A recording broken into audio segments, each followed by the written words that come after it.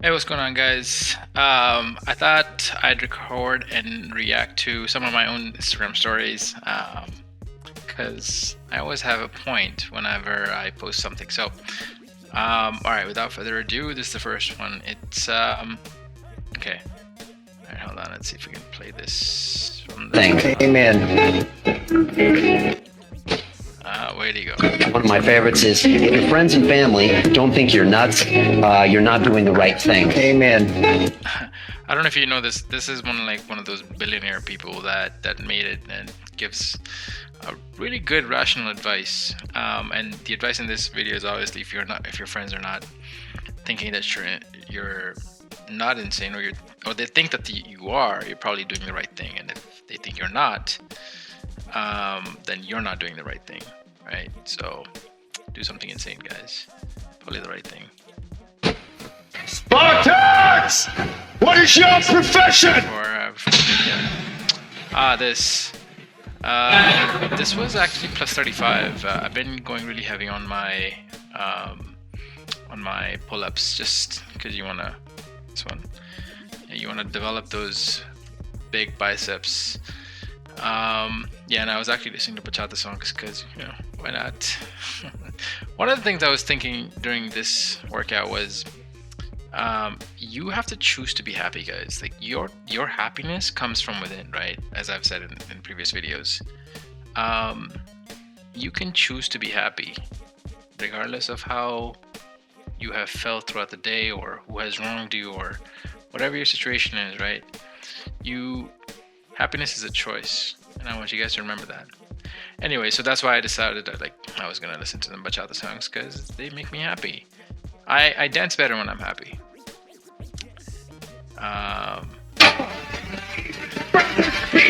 This is cool. Hold on. Beyond.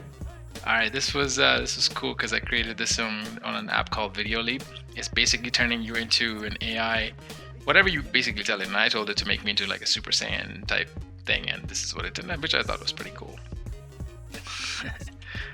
All right, this is me taking my mom and dad on a light jog because they need cardiovascular exercise, and this was on my agenda, as I say.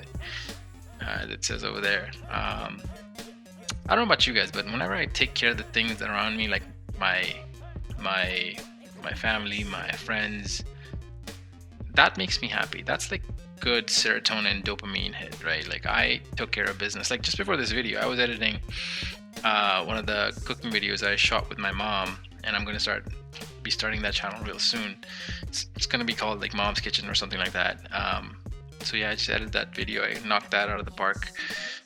There's one more impending business task that I gotta do, and there's only so many hours in the day, and I haven't got around to it. It's actually it says right here 12:38 a.m. and I'm just trying to grind and hustle, guys. Grind and hustle.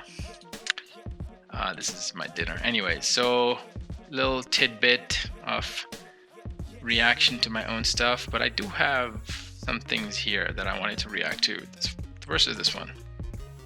All right, this is Emily W. King, and she does videos like this where she reacts to other people's videos, right? So I'm going to react to a reaction, I guess. But it's important what she says, so let's pay attention. Green Lantern. Clearly, this is what I do in my spare time.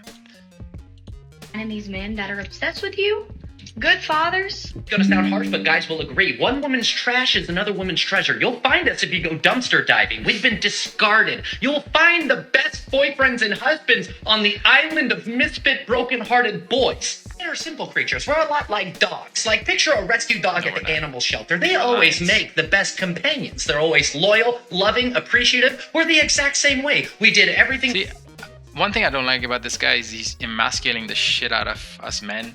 We're not dogs, we're lions, and some of us might be dogs, but some of us are actually what we say we are, right? But anyway. Right, but we were discarded. So when someone finally comes along and picks us, we're just like, oh my god, this is fantastic. Good boyfriends and husbands are forged in the fires of evil exes. If you see a newly single girl wilding out in Miami on a girls' trip, just going crazy on her Instagram and Snapchat stories, look for her ex. He's alone in a cage somewhere, probably doing push-ups. You finally find that guy that moves heaven and earth for you and does everything that you've ever dreamed of. You have no one else to thank but that woman that ate his art and cracked it out like an In-N-Out burger. Nobody loves more. I think parts of what I think the underlying message he's trying to deliver is true.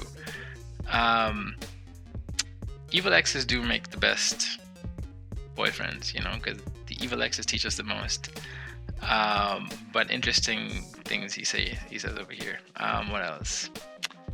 I'll be a free man. I don't know if you know this guy. This is CEO of Testosterone. This is dude who lives in Thailand. Lives a life of abundance and kind of what I want to live as well. I'm not gonna bore you through the entire video, but some of the things he says in this video are, have your income up, which allows you to travel. Have different business accounts set up in different countries. So if one bank goes down, you have other banks to rely on. Have a little bit of money sprinkled in different countries. Have different passports in case one country gets kabooshed. Kabooshed. I don't even know if that's the word. I just made it up.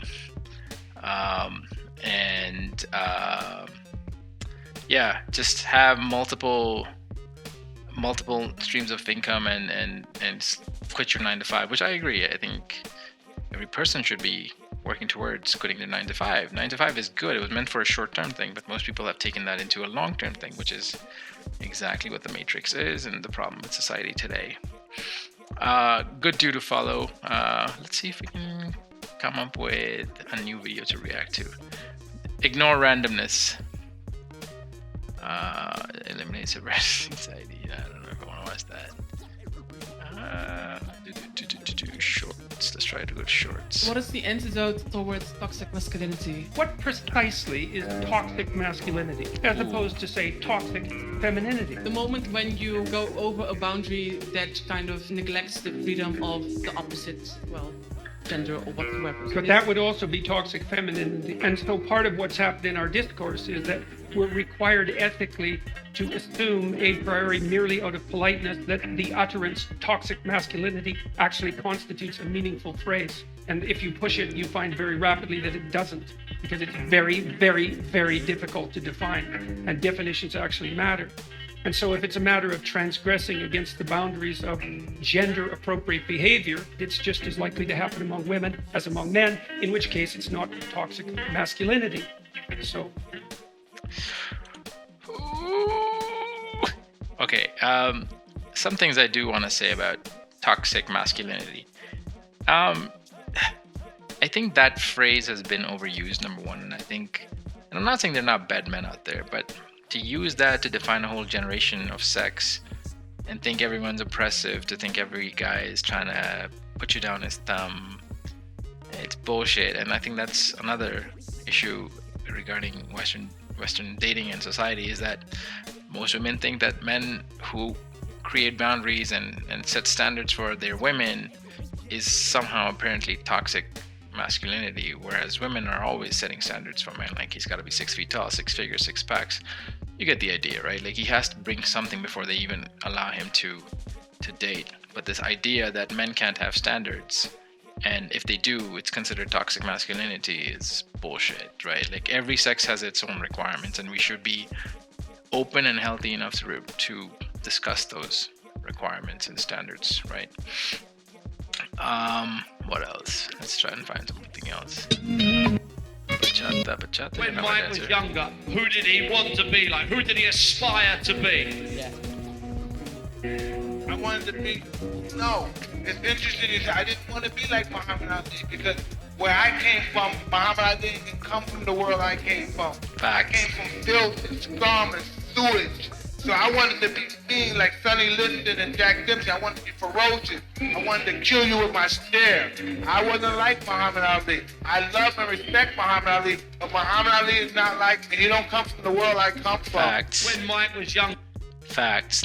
As I share that mentality. Like, I don't want to be like anyone else. I want to be me, right? And Mike Tyson, clearly one of the greatest, one of the world's greatest. He says something really important. Like, he doesn't want to be like Muhammad Ali. He wants to have his own identity because his background is different, his experience is different, and every person should embrace their own experiences and their own failures and victories, right? That's what constitutes a person, and be proud of what you have been through, right?